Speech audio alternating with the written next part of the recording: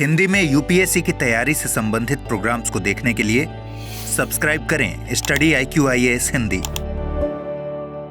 दोस्तों, study IQ IAS Hindi में आप सबका बहुत बहुत स्वागत है। अगर मैं आपसे कहूं कि जब आप छोटे थे तो आपके पेरेंट्स ने आपके नाम पे जो संपत्ति ली थी उसे अगर कुछ वर्षों बाद बेच दिया तो अभी यानी कि वयस्क होने के बाद अगर आप चाहें तो उस निर्णय को, जो बेचे जाने को, आप नल एंड वॉइड कह सकते हैं, यानी कि उसको अस्वीकार कर सकते हैं, अमान्य कर सकते हैं और कानून आपके साथ में है।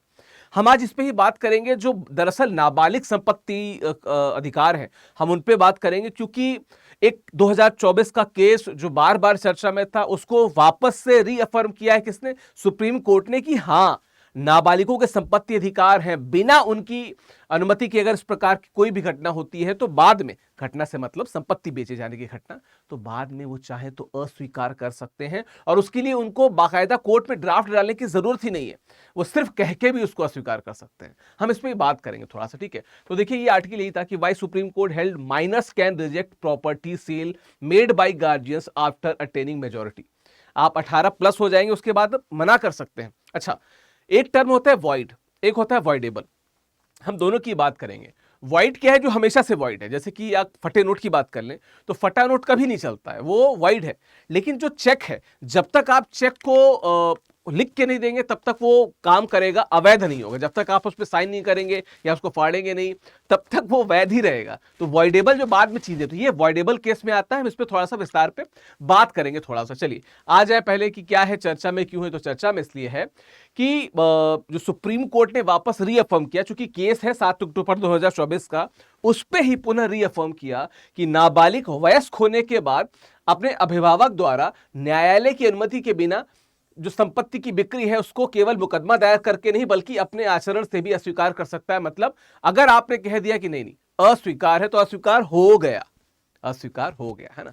थोड़ा और इस पे डीप डाइव करें, अगर थोड़ी और इसके विस्तार में जाए तो बस इतना बताता चलूं कि टेलीग्राम, इंस्टाग्राम स्कैन करके जुड़ जाइए अच्छे से। यहीं पे बात होगी, यहीं पे मुलाकात होगी, है ना? यहीं पे PDF मिलेगा। और शॉर्ट में बताता चलूं, बाद में और विस्तार में बताऊंगा कि जो हमारे फाउंडेशन बैच है, खासकर जैसे 2027 को आप देख रहे हैं, 2028 को टारगेटेड भी है, ये बैच जो है शुरू होने, जैसे ये 12 नवंबर से ये नया बैच शुरू हो रहा है। विकास लाइव कोड का प्रयोग करके आप जुड़ सकते हैं, you will get maximum discount. बाद में इस पर विस्तार से बात कर लेते हैं एक बार, ठीक है? चलिए पहले आ जाते हैं कि पृष्ठभूमि क्या है।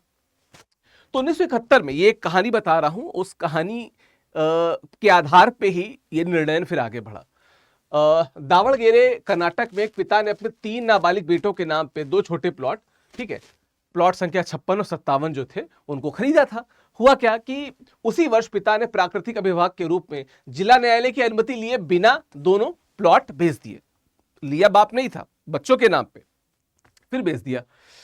प्लॉट 56 BT जयदेवम्मा को दे दिया इन्होंने, प्लॉट 57 कृष्णोजी राव को दे दिया। बाद में ये KD लम्मा को हस्तांतरित हो गया था। नाम पे नहीं फोकस करते हैं, कहानी पे फोकस करते हैं, ठीक है? वयस्क होने के बाद नाबालिग बेटों ने दोनों प्लॉट KS शिवप्पा को बेच दिए। पहले से बिके हुए थे, उन्होंने वापस से बेच दिए, ठीक है?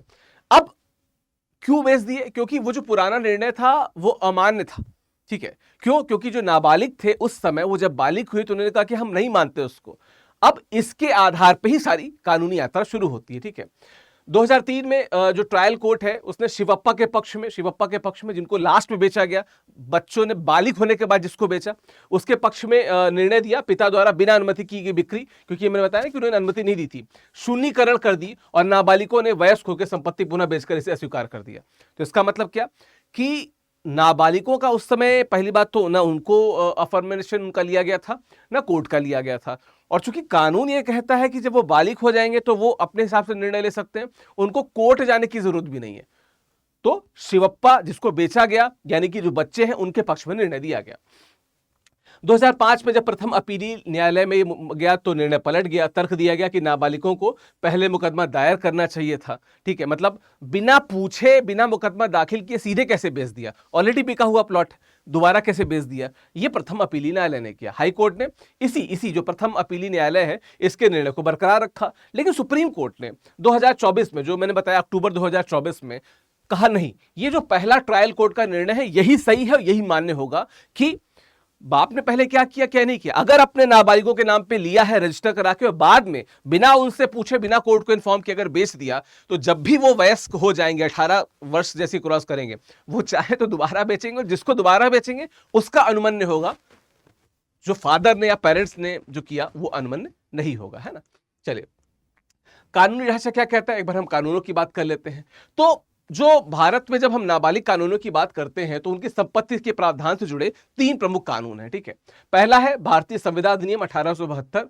इसकी धारा 11 क्या कहती है, अनुबंध करने के लिए व्यक्ति को क्या, वयस्क होना चाहिए, ठीक है, स्वस्थ मानसिक स्थिति में होना चाहिए, कानून द्वारा अयोग्य घोषित नहीं होना चाहिए। महत्वपूर्ण बिंदु, नाबालिग द्वारा किया गया अनुबंध वॉइड एब इनिशियो, आरंभ से ही शून्य माना जाता है, ध्यान रखना। वॉइड एब इनिशियो मतलब आरंभ से ही शून्य, जो मैंने बताया था ना वॉइड और वॉइडेबल, तो उसमें जो वॉइड बताया था ये उसकी बात हो रही, ठीक है। एक और है अभिभावक और प्रतिपाल्य अधिनियम 1890। ये संपत्ति के प्रबंधन में अभिभावकों की शक्ति और सीमाओं को विस्तार से बताता है। दरअसल जो मैंने भी आपको बताया शुरुआत में कि क्या अधिकार है, यही उसमें लिखे और विस्तार से लिखे हुए हैं। हम दूसरे अधिनियम पे आ जाए, दूसरी इसकी मैं बात करना चाह रहा था। जो अगला कानून है वो है हिंदू अवयस्कता और संरक्षता अधिनियम 1956। क्या है, प्राकृतिक अभिभावक को परिभाषित करती है पिता फिर माता, ठीक है। इसकी धारा 8 बहुत महत्वपूर्ण है और इसकी उपधारा 2, प्राकृतिक अभिभावक को नाबालिग की अचल संपत्ति को बेचने, गिरवी रखने या 5 वर्ष से अधिक अवधि के लिए पट्टे पर देने के लिए न्यायालय की पूर्व अनुमति लेनी आवश्यक है। अगर आपने न्यायालय की अनुमति नहीं ली है ना और बेच दिया, जो अभी जो उस फादर ने किया था, तो जब भी वो बच्चा बालिग होगा, 18 वर्ष को क्रॉस करेगा, वयस्क हो जाएगा, वो खुद से अगर उस संपत्ति को पुराना दोबारा बेचना चाहे तो बेच सकता है और उसका ही मान्य होगा, यही है उसमें, ठीक है। उपधारा 3 क्या कहती है, यदि अभिभावक उपधारा 1 या 2 का उल्लंघन करते हुए संपत्ति का निपटान करता है तो वह लेन देन नाबालिग या उसके अधीन दावा करने वाले किसी भी व्यक्ति के कहने पर शून्यकरण हो जाएगा, ठीक है, शून्यकरणीय हो जाएगा, सॉरी अवॉइडेबल हो जाएगा। मतलब बाद में जो चेक जब तक चल रहा है, बीच में अगर जो चेक का मालिक है उसने कह दिया कि नहीं चलेगा, तो वो अनुमन्य नहीं होगा ना। वैसे भी जब तक चेक पे लिखा नहीं है, मतलब जब तक उस पे आपने कुछ लिखा नहीं, तब तक यूज नहीं हो सकता। अगर आपने उसमें लिख दिया तो भी यूज नहीं हो सकता। लेकिन वही मैंने आपको समझाया है कि कोई फटी नोट या इस प्रकार की नोट तो कभी भी नहीं चल सकती है, लेकिन चेक जब तक लिखित रूप से नहीं है, चलेगा भी और नहीं भी चलेगा, तो वो बाद में अवॉइड किया जा सकता है। सेम वैसे ही शून्यकरणीय होता है ना। तो अगर आप अपने किसी बच्चे के नाम पे आपने कोई संपत्ति ली, वो अभी नाबालिग है और उसके नाबालिग रहते ही वो संपत्ति आप बेच रहे हैं, तो आपको न्यायालय से पूर्व में, इसके लिए लिखा है ना कि आपको पट्टे पे देने के लिए न्यायालय की पूर्व से अनुमति लेनी आवश्यक होगी। ये बड़ी जरूरी बात है, इसको समझना जरूरी है, ठीक है, कि वो जो नाबालिग है उनके भी संपत्ति अधिकार है। ये अलग बात है कि आपने खुद पैसा उसमें इन्वेस्ट किया है, पर जिसके नाम पे पट्टा हुआ है फिर वो उसका क्या कहते हैं, मालिक माना जाएगा, है ना। अच्छा, इसकी धारा संयुक्त हिंदू परिवार की संपत्ति में नाबालिग के अविवाहित हित के लिए अपवाद है। तो इस संयुक्त परिवार के लिए अपवाद आपको हमेशा से पता रहता है कि जो एंसेस्ट्रल प्रॉपर्टी राइट्स होते हैं वो अलग तरीके से ट्रीट होते हैं, फादर के जो अर्नड प्रॉपर्टी होती है वो अलग तरीके से ट्रीट होती है ना। चलिए, क्यों और कैसे, मुख्य प्रश्न क्या है, इसको थोड़ा सा पढ़ लेते हैं। मैंने इसको क्वेश्चन और आंसर के फॉर्मेट में बनाया है।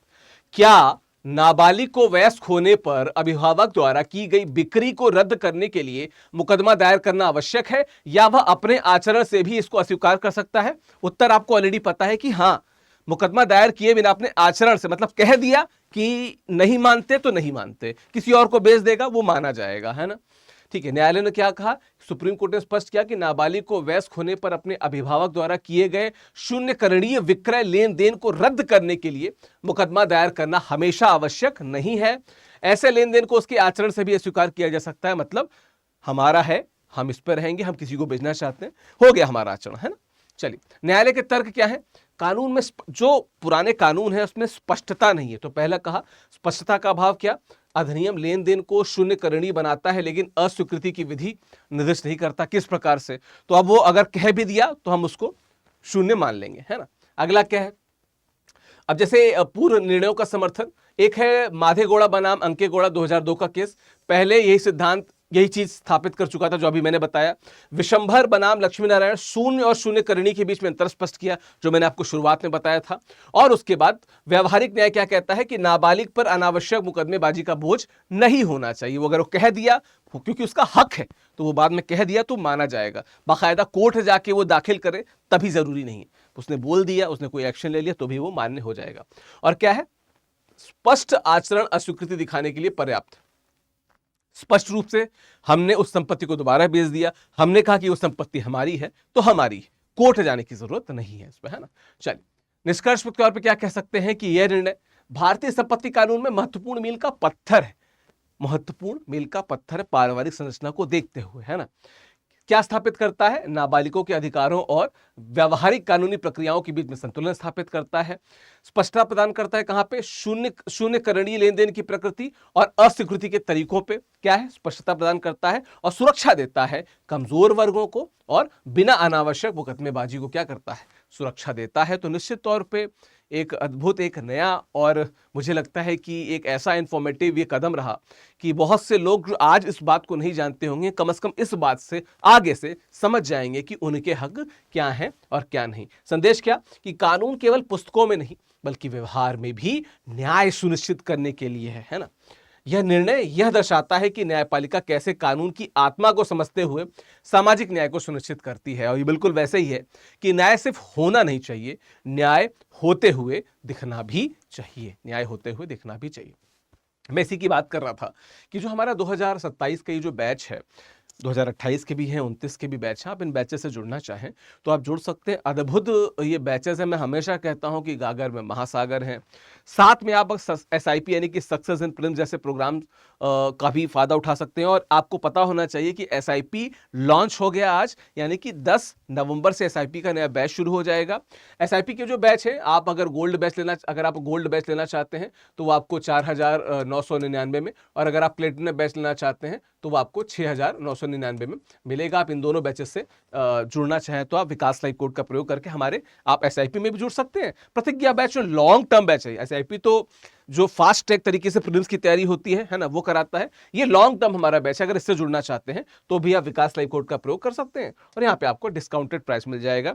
SIP जो शुरू हो रहा है वो शुरू हो रहा है 10 तारीख से, और ये जो बैच शुरू हो रहा है 12 नवंबर से। You should use Vikas live code, discount आपको अधिकतम मिल जाएगा। और अगर आप मुझसे जुड़ना चाहते हैं मेरे टेलीग्राम पे, मेरे इंस्टाग्राम पे, तो you can scan this, you can add me, वहां पे मुलाकात होगी, बात होगी यूपीएससी से रिलेटेड इश्यूज पे। Thank you so very much, धन्यवाद। हिंदी में यूपीएससी की तैयारी से संबंधित प्रोग्राम्स को देखने के लिए सब्सक्राइब करें स्टडी IQ IAS हिंदी।